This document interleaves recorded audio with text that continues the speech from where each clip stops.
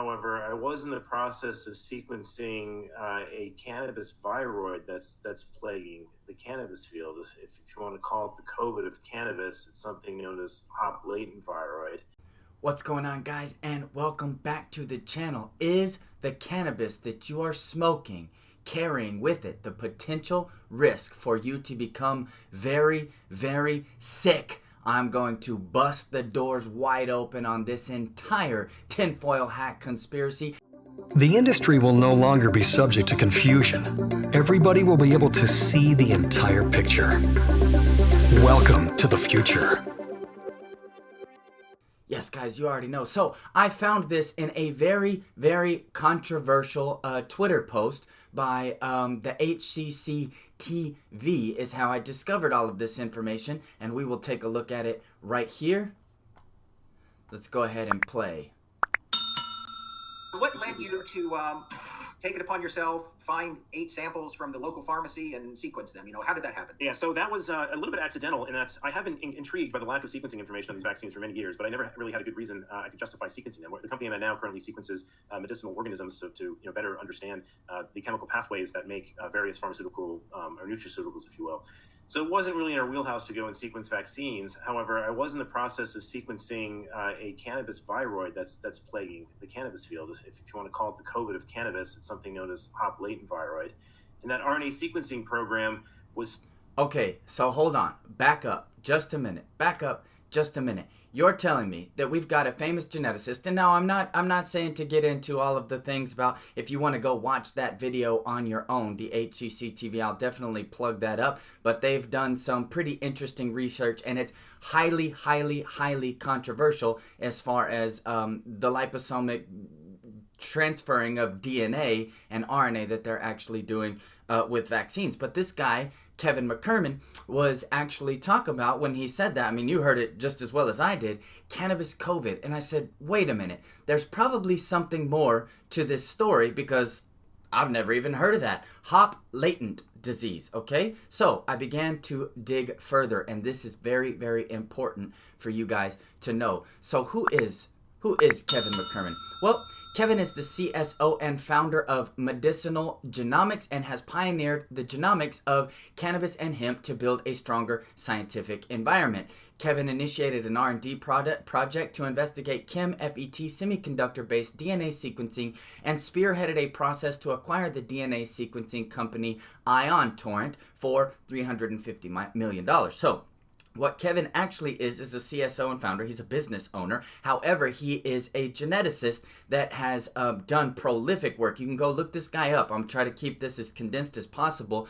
He worked with mapping the Human Genome Project with the professors out of MIT, and he is a very well-renowned geneticist, especially as it pertains to DNA and RNA sequencing. Okay, so he's working right now on a pathway to figure out how to get rid of what many scientists around the industry are calling it's a cannabis epidemic found in hemp and cannabis all over the world. So the COVID of cannabis, basically. Now, this disease is called hop latent viroid. Hop latent viroid. Now, what is HLVD? Well, it occurs worldwide in hops, but in recent years, it has jumped to cannabis. Some experts have started to call HLVD the COVID of cannabis. I don't know how much of this is going to keep going on YouTube. HLVD is a single-stranded, circular, infectious RNA. So, what does that actually mean? Well, that means that we'll get into that in a minute. First, the important part is a study estimates that 90% of California cannabis is infected with HLVD, costing nearly $4 billion in lost yields. Another study conducted by Dr. Zamir Punja of Simon Fraser University found that 40% of cannabis flower sold in Canadian dispensaries tested positive for HLVD. Guys, 90% of the cannabis market in California is infected. 40% of the Canadian market is infected. This is very, very important and very, very concerning because what is HLVD and what does it do? Well, HLVD has figured out how to hijack rolling circle amplification, RCA, and RNA ligase in the host plant. When RNA or DNA molecules are circular, they can be replicated like a wheel that becomes an infinite template. This creates long concantamers of the viroid genome. And I apologize if I'm mispronouncing this. I myself am not a geneticist, a scientist though, yes. So basically what it is doing, it is hijacking the RNA in the sequencing of the plant, and it is infecting other plants. Now, how is this happening? Well, it's happening through tools, it's happening through touch, it's happening the exact same way this viroid is spreading. Different trimming scissors, cutting the infected mother, reproduction in plant clones, even just transferring your cannabis from one bag to another, from an infected host into another uninfected host, is enough to transmit the disease into cannabis. Now, let me find, there was another little place here. What did he say? Okay, here you go. Thankfully, the HLVD is not harmful to humans. So I said, oh, okay, that's pretty good. Well, we're just all infecting our cannabis with a lot of, a viroid that is potentially destroying 90% of California cannabis. And how much, you think only 10% of California cannabis? But we're going to get to that in a minute, because we want to talk about what are these business owners going to do if they find out that their cannabis has been infected? Are they still going to sell it to a dispensary, or are they going to take the loss? What do you know about business owners? Well, I don't have scientific data there, but I do have socioeconomic experience as far as what a business owner will do, especially in the the top 1% of these cannabis companies that are still selling this infected weed to dispensaries. Yes, they are. But luckily, thankfully, the HLVD is not harmful to humans. But wait, there's more. Okay, the Journal of Investigated Medicine. This is by Oscar Arnando Durantes, and I apologize if I butchered your name. Okay, so this is a response. This is a response to cannabis hyperemesis syndrome. Okay, and as an emic cultural investigator, an anthropologist, and from my vantage point, the problem of cannabis hyperemesis syndrome could easily go away just as quickly as it appeared. Well, that's interesting.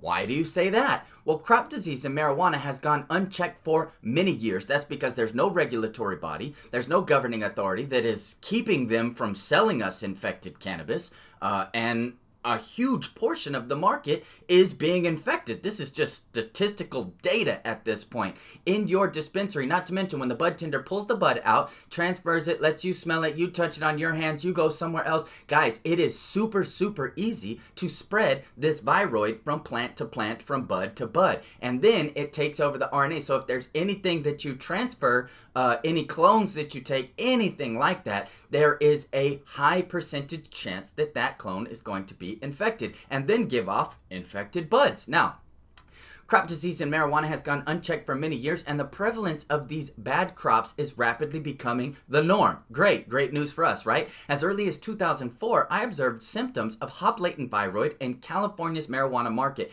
coincidentally around the same time as the first reports of cannabis hyperemesis syndrome were documented. Okay, so here's an important thing. It is typically understood that under normal circumstances, marijuana should not induce such severe adverse reactions, nausea, abdominal pain, vomiting, as those described in cannabis hyperemesis syndrome. Marijuana crops need to be regularly tested for plant pathogens similar to food and agricultural crops. Because marijuana showing symptoms of the plant pathogen hop latent viroid can cause painful sicknesses in very small amounts, regardless of whether it is inhaled or ingested. So in 2004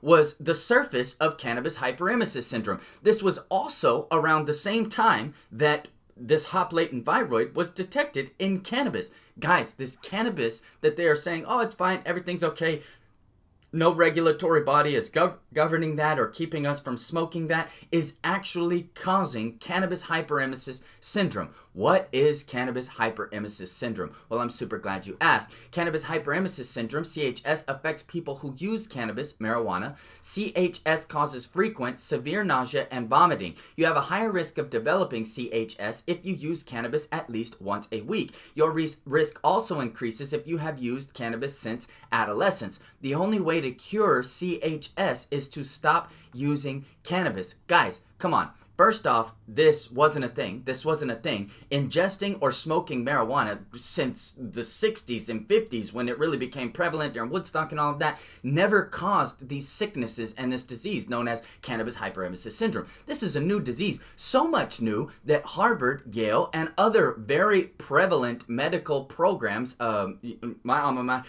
Texas Tech University, also has an outstanding UMC medical group that have done significant what do you call presentations just to teach doctors how to deal with this. Number one, they'll ask you, have you been smoking marijuana? Yes, you have. Okay, that's why. So the symptoms that you're experiencing are very, very, very closely related to food sickness or food poisoning, right? You've got the nausea, the diarrhea, the intense vomiting, blah, blah, blah, blah, blah, sweats. Now, the way that you can tell if in fact you actually got food poisoning, and only 6% of the people, or statistics say that 6% of people that showed up to the hospital with intense vomiting were actually attributed to cannabis hyperemesis syndrome. Now, there's many people that do not even go to the hospital. One of the ways that you can signify if you are actually suffering from food poisoning and or cannabis hyperemesis syndrome is to put either capsaicin or a hot pad on your stomach and or sit in a very scalding bath of hot water. If your symptoms decrease, it is almost definitely sure, and you're a cannabis user, those two variables coming into play, that you're suffering from cannabis hyperemesis syndrome. Now, let me leave you with this. This viroid has infected an insane amount of the marijuana and hemp market. This is very, very easily transferred, and it's viral. It's literally viral. So anybody can transfer it to any other place simply just by touching the plant. It is that infectious. So let me ask you a question. Do you think that business owners are going to take the loss? Let's say that, number one, you did have the monetary capital and infrastructure to test if your plant in fact does have these viroids before it leaves market. Let's say that you did catch them and you realized that 90% of your crop that you just spent 6 months growing, and probably, depending on where you're at, a couple of $1 million growing, is now infected with hop latent virus. Would you be the one to say, oh, well, you know, it's not harmful in humans, let's go ahead and get it out for whatever yield we can? A lot of other people, no, you wouldn't. You wouldn't. No, you wouldn't. Maybe you would watching this video because you're a decent human being, but I'm telling you that the majority of owners that are going to take a significant multi-million-dollar risk, well, you know, are probably just going to send it off to market anyway, and I guarantee you they are. That's my socioeconomic statistics, just based on being a laboratory technician, you know, a consultant, a chemist for all of these years. You don't know how many times I have to ask just for basic things like, can we operate a safe laboratory environment? Let alone, you know, you're not even shelling out millions of dollars, let alone asking you to take a business risk that is going to decrease your bottom line, literally take away from it. So with so much of the cannabis market being infected, you've got to ask yourself, guys, are you smoking cannabis that is going to get you very, very, very sick in a new syndrome that only came out in 2004? Guys, people have been smoking cannabis for millennia.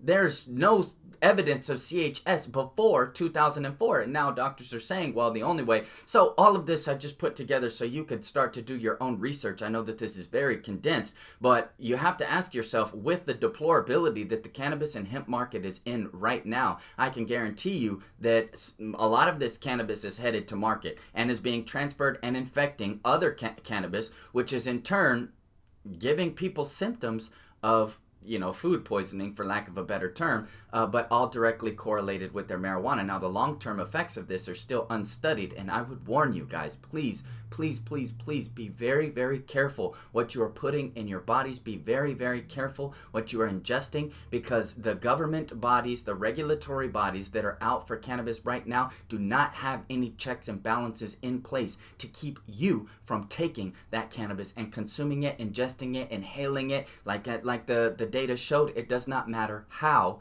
you in fact are using it, it can still happen to you. That's all that I have for you today, guys. Unfortunately, it's a sad video, but I just want you to do your own research. Be smart, be healthy. I care about each and every one of you guys. Shed some light on this. Right now, they are working. That same guy, Kevin Meckerman, is working on a pathway to be able to alleviate this, but we cannot put our faith in man. Faith is for the Almighty God only. That's all that I have for you today. It's been a blessing, a privilege. nay, an honor to be able to help teach and consult with you guys today. I will see you all in the next video. Peace out.